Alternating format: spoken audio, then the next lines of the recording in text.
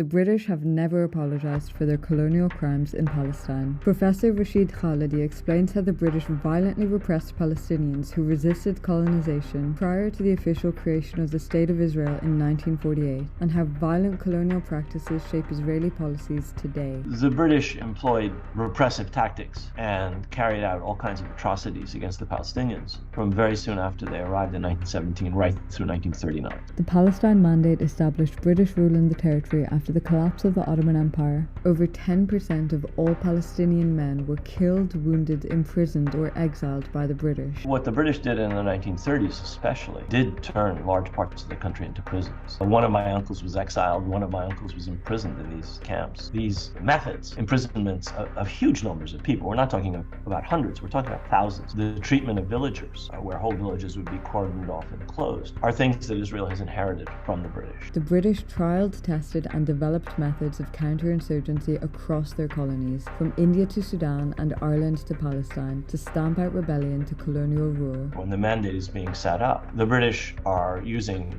their strategies of counterinsurgency in Ireland, which are ultimately then transferred to Palestine. It's not just a transfer of techniques, it was also a transfer of personnel. The people who are burning down towns, the people who are assassinating Irish revolutionaries, are sent to Palestine, essentially to do the same kinds of things. The British brought in over 100,000 troops and were using aerial bombardment. Teagart comes in and he builds what are called Arab interrogation centers, which are essentially torture centers. Ord Wingate is brought in, and he creates what are called special night squads, groups that were created to infiltrate areas where Palestinian rebels were thought to be operating and to carry out reprisals against innocent villagers. Wingate did this with soldiers from the British Army as well as selected recruits from the Zionist militias. The violence didn't end when British colonizers left. After the State of Israel's creation by the UN Partition Plan of Palestine, Palestinians faced mass expulsion from their lands, and at least 750,000 people became refugees. Zionist forces killed about 15,000 Palestinians in a series of mass atrocities and massacres. Besides training Zionist militias, the British also left behind a series of colonial laws that Israel took over. The most important of